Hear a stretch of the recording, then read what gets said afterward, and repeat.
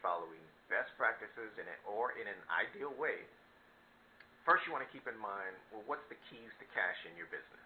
And those keys are revenue or sales, net income, the profitability of your company, and your gross margin.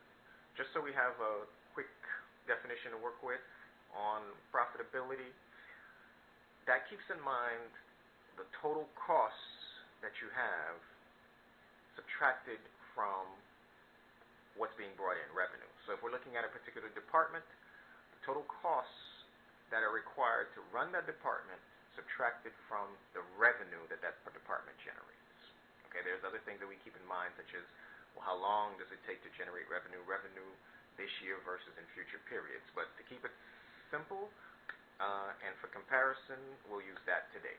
So simple example, it's calculated that your profits are $1 million, your gross revenue is $1 million, net profits $100,000, we'll say your profitability is 10%. Your gross margin, I mentioned.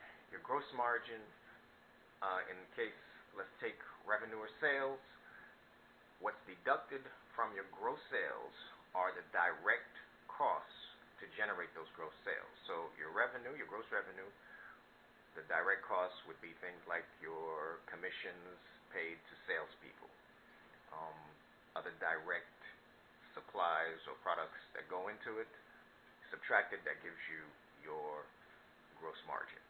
Okay, so we'll work with that. So let's go back to, we talked about the keys to cash, let's go to best practices. So your best practices start out with being cash reports that you receive from your professional accounting system. I spoke about the professional accounting system in video number 1, so I won't repeat that here. If you need to, please review that video number 1 after this. But so best practices starts with receiving cash reports. First one, your cash flow report. And that's going to show you where your cash went. All the items, all the places where you spent your cash on during the year. And I've previously pointed out, and as you know, your profit and loss doesn't tell you that.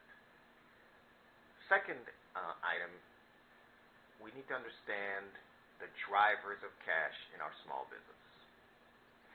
Those we've already mentioned, gross margin and profitability.